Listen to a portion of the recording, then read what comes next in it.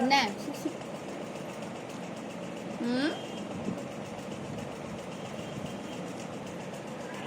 பூச்சி வாரிட்டு வந்துட்டியா என்ன பதிலுக்கு பதில் சொல்லாத லூஸு. நைட்டு எலியை தூக்கிட்டு வராதுன்னு உன்னை சொன்னாலும் ஓரமே வர மாட்டேங்குது. உங்க அப்பா எத்தனை தடவை அடிக்குது, விரட்டி விடுதுல்ல, அப்பவாது அறிவு வருதா? கூட கூட பேசாத.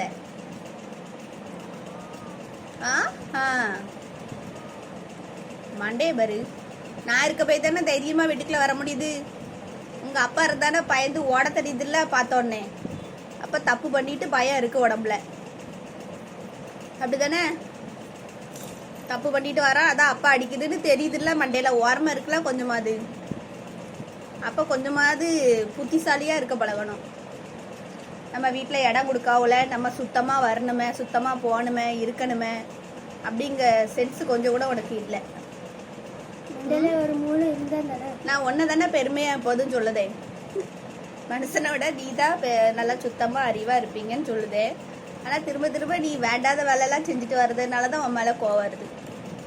என்ன பாரு, கண்ணை திறந்து பேசு.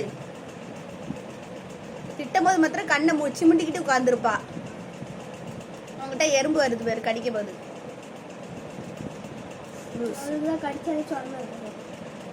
அந்த லூஸ் கொஞ்சம் விஸ்கஸ் கொடு. விஸ்கஸ் வேணுமா? உடனே சட்டியை உருட்டிட்டு ஓடிடுவா உள்ள. அதுக்கு மாத்திரம் நல்லா காது தெளிவா கேட்கும். கண்ணு ஊட்டி ஊட்டி முடிப்பான். விஸ்கஸ்